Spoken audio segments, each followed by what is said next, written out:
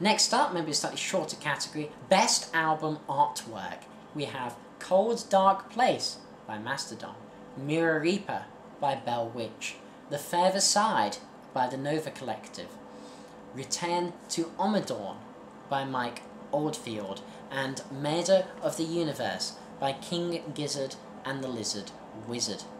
Let's begin with the dark, entangled forests of Mastodon's Cold Dark Place. And it's certainly a fitting album cover for the name.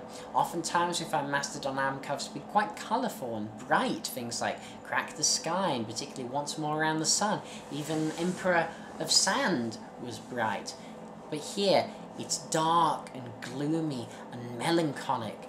There seems to be a kind of a little house in the middle, almost a hobbit hole where people could live, but yet it's just encroached by the trees and the earth, and it's a beautiful album cover. Next we have Mirror Reaper by Bell Witch. Bell Witch, before recording this album, lost one of their main members and recorded this album in part as a tribute to him, and it is certainly an emotionally powerful and crashing album, as we'll be talking about in my Album of the Year list. And what better way to represent this than with the spirit coming through the Mirror Reaper, and just the colours and the used on this, what looks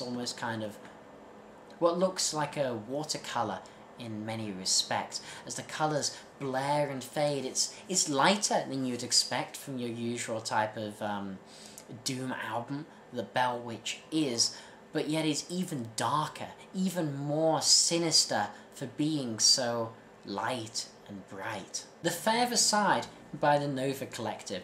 This may seem a slightly stranger one, but I really like the kind of Hypnosis vibe. You know, Hypnosis and Storm Fjorgensen and the guys who did Pink Floyd's artwork, and this almost has that kind of Division Bell-esque thing to it, you know, maybe with a bit of Endless River thrown in since it's in the middle of the sea.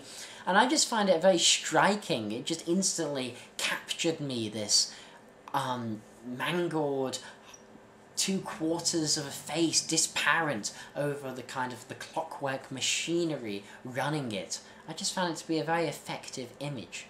Return to Amador by Mike Oldfield. Amador, the classic Oldfield record from 1971, and here he decided to, well, return to the world of Amador. And what better way to get you into that world than with the monolithic beast in the background who seems to have a city on their back, a man and a deer, or a reindeer, looking forward as it comes across the snowy landscapes.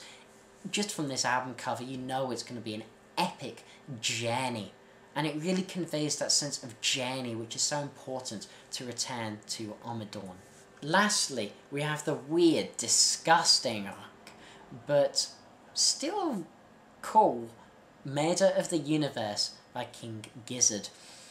I guess what I like about this album is just how strange and surrealist and abstract it is. It looks like something that could have been done, you know, by a early 20th century surrealist, or, you know, something like that. You can see faces and what seems to be eyes and claws, and it looks absolutely terrifying. If the universe was going to be murdered, I would think it would be murdered by something looking like that. But in the end, we can only have one winner, and that has to be Bell Witch's Mirror Reaper. Few things come to conveying the pervading sense of loss that encapsulates this album than an album cover like this. And a good album cover should fit the music perfectly, and that's what Bell Witch have done with Mirror Reapers.